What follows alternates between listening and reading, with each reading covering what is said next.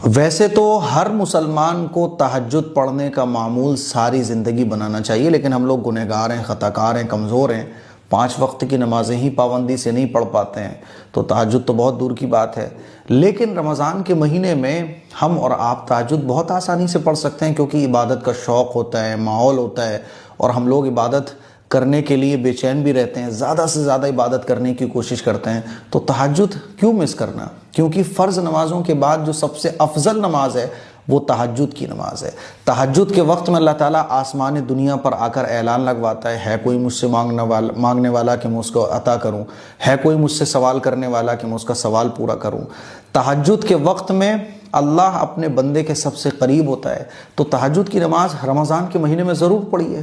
तहज्जुद की नमाज में कितनी रकात होती है, तो 4 रकात से लेके आप 10 रकात तक तहज्जुद की नियत से पढ़ सकते हैं। आप अलैहिस्सलातु वस्सलाम कभी 4 पढ़ते थे, कभी 6, कभी 8, कभी 10, लेकिन आम आदत हज़रत आयशा सिद्दीक़ा रज़ियल्लाहु तआला अन्हा फरमाती हैं कि हुज़ूर अलैहिस्सलातु वस्सलाम की आम आदत रमज़ान के महीने में और रमज़ान के महीने के अलावा में ये थी कि हुज़ूर अलैहिस्सलातु वस्सलाम 8 रकात पढ़ा करते थे। तो तहज्जुद की रकात 4 से लेकर 10 तक हैं।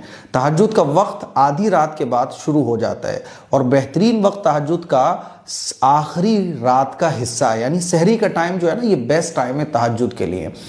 तहज्जुद के लिए सोना ज़रूरी नहीं है। बाज़ लोग ये समझते हैं कि तहज्जुद के लिए सोना ज़रूरी है। हाँ, अफजल ये है कि आप इशा की नमाज़ पढ़ के सो जाएं और फिर रात के आखिरी हिस्से में उठें। लेकिन आजकल जो जागने का मामूल चल रहा है, तो ज़रूरी नहीं है कि आप सोएं। अगर मान लीजिए आप जागे हुए हैं तो तहज्जुद पढ़ लीजिए ना। तहज्जुद कैसे पढ़ी जाती है, बहुत आसान है।